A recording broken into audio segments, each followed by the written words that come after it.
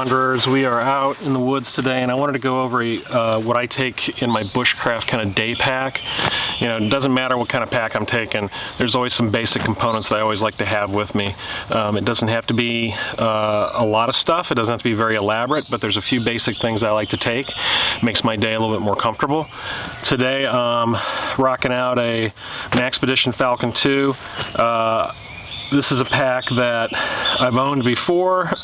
Just got it in a trade, and you know, it's been a while since I've used this pack, but I'm really enjoying it, and there's a couple things I like about it that they're key features for me.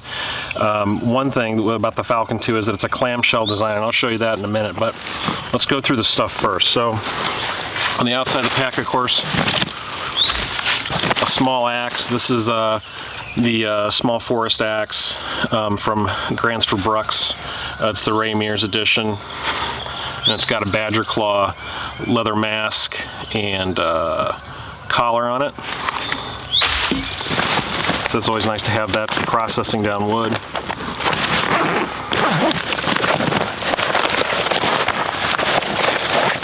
Of course, you can't go into the woods without some kind of fire kit. My fire kit has multiple ways of starting a fire. It's just not one way, because you never know if one's going to fail. You want to have something as a backup. So I have several different sources. The first thing is a container of cotton balls with petroleum jelly. These are great fire starters. They burn a long time, and they take a spark very easily. So this is a great emergency fire starter if you need it. Also, it's good for wood burning stoves. You can throw that in the bottom of your stove, hit it with a spark, and you have fire. Of course, a good high quality fire steel, nice big one. This one has a handle that actually can be shaved down, and the shavings can be used to start a fire. I haven't tried that yet. That's kind of on my agenda. It also has a magnesium bar in the back of it. So that gives you another way, another ignition source. Flint and Steel Kit. Of course, this is kind of a primitive method of starting a fire. It's a lot of fun to play with, and it's just kind of a neat skill to have, and I like to have one with me.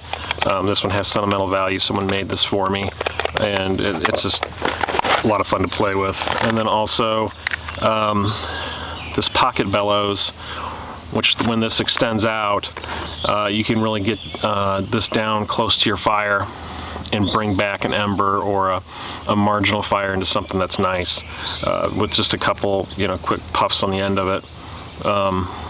There's different methods of doing that. Some guys carry arrow shafts, or of course you can get on your knees and huff and puff, but for me, I don't have to bend over as much, not put as much into it, so I like to carry that. And then in the back here, I've got jute twine and fat wood. And there's also a butane lighter in here somewhere, but you don't need to see that. Always have a couple lighters on me. So that's the fire kit. And that's all in a nice contained pouch, so if I grab it, I know exactly what is in here. There's not a bunch of other extra stuff that doesn't pertain to being a fire kit. This is all fire kit. So I can grab this, I can throw this in my BDU pocket. I always know what's in here. I keep it packed. I don't have to be scrambling, going through my bag looking for different stuff. It's all in one nice little convenient package. Always take a nice large bandana or shemagh.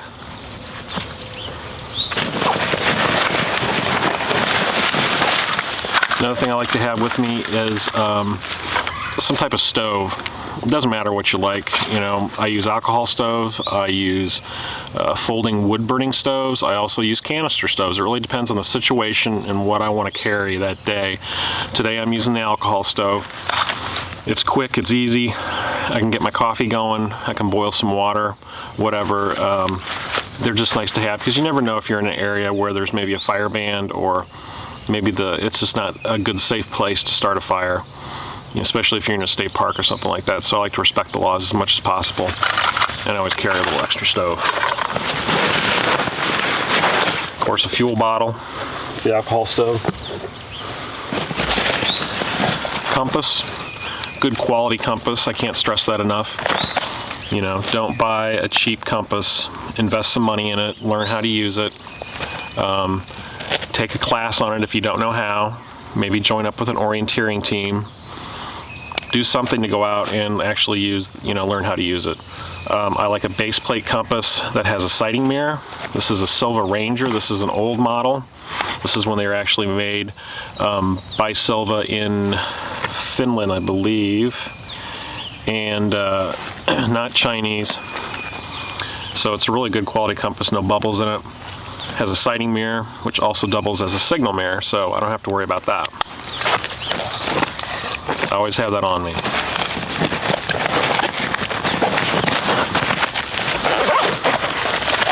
And up here, small first aid kit, lip balm, some ibuprofen, there's a tick identification card, there's some Band-Aids, burn ointment, antibiotic ointment, sting relief, there's a little safety razor in here.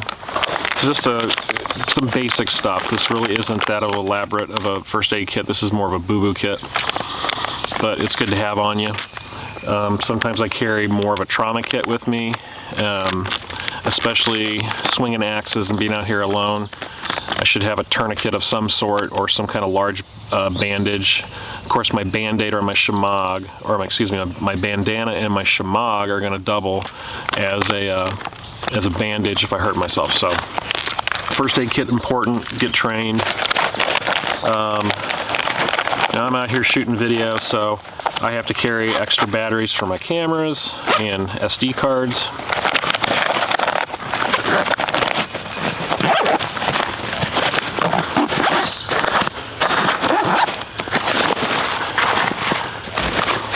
Of course, a lens pen for my cameras, a good quality flashlight. This is a Streamlight. You know, it's nice and bright, but it's also small, compact, doesn't take up a lot of room. Notebook. I like a Write in the Rain notebook. This one is all set up for land navigation. There's grid readers in here. There's the key to my Ranger compass, so I can change it, the declination on it. There's a pen, Write in the Rain notebook.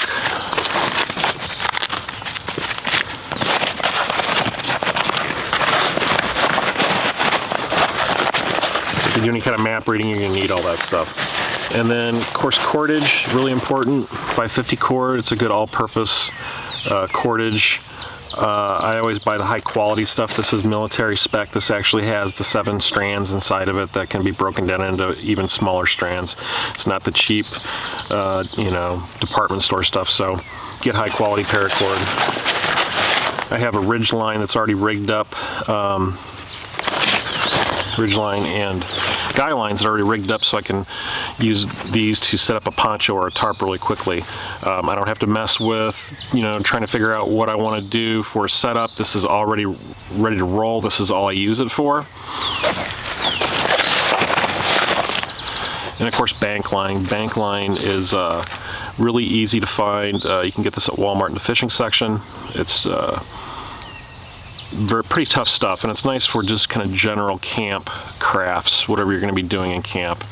You know, if you're going to do some lashings and you want to put together a tripod chair or a tripod for the fire, this is a good way to put it together, and then when you're done with it, you can just burn it or pitch it.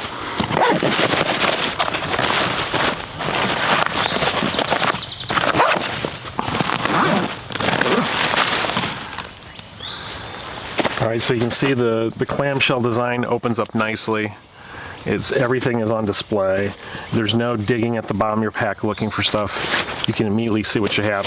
And I kind of started using these types of packs when I first started in search and rescue. This was recommended to me by a buddy of mine, Uncle Z. He trained me, and he always preached that these were the best types of packs, clamshell designs for search and rescue, because when working with a patient, you could easily lay your pack on the ground, open it up, and have all your gear displayed. First aid kit, rescue gear, ropes, whatever.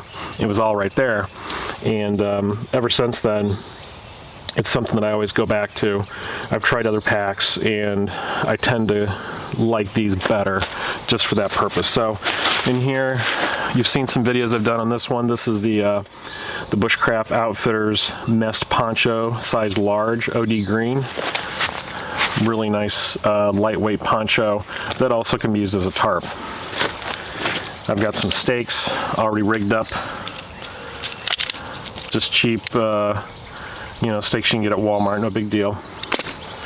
My food bag and kitchen bag. This has everything I need in it to get my meal going. I got a little folding cup, some salt, pepper. There's Spam in there. There's a Cliff Bar, a package of coffee, cup of soup, some chicken flavoring from a ramen, just some different seasonings, hot sauce, just various things that I need. Pot grabber. This is aluminum, very lightweight. Works with my skillet.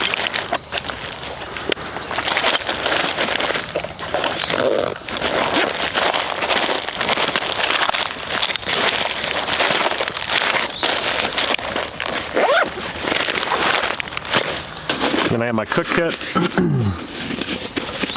Always have some kind of container to cook in. You know, either it's going to be a canteen cup or it's going to be something like this, this is just the Toax titanium 750 milliliter cup. I got a Snow Peak Hot Lips on the side of it so I don't burn my lips when I'm drinking coffee. I keep that in a little stuff sack. And then the inside there, when I'm going on a hike, I usually put food in there. So like this morning, I had my eggs, my ham, a few other things, some butter, and that kind of acts as a protection for the food that keeps it all nice and neat. Another thing I always carry is a Casualty Blanket or a reflective blanket. This is a military issue one. It's a little bit different than the store-bought grabbers, but it's very similar. You know, reflective side, and then of course the dark green nylon side. And I really use this more as a ground cloth than anything, but also in an emergency it can be used for something to you know, keep me warm.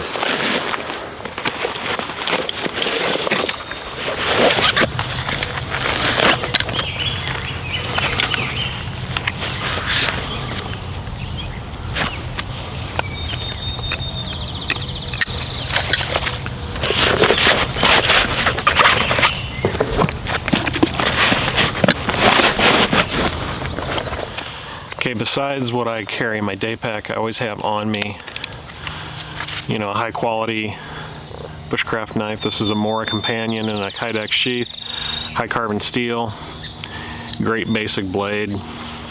And then I always have a pocket knife with me. I prefer the Sac Farmer just because of the tools it has on it. It has a nice awl. That's great for using on a fire steel and also doing woodcraft.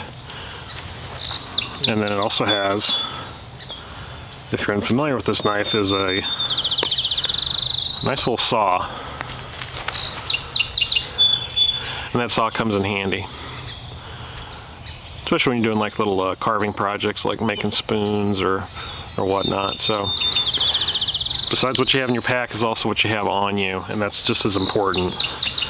Sometimes I carry in my BDU pocket a small personal survival kit, a butane lighter, maybe a little bit of cordage. Just depends on the situation, what I'm doing. Alright guys, so that's it for today. Thanks for joining. I'm going to get home. It's been a really nice morning out here in the woods. Hope you enjoyed it, and please subscribe if you like, and I'll see you next time.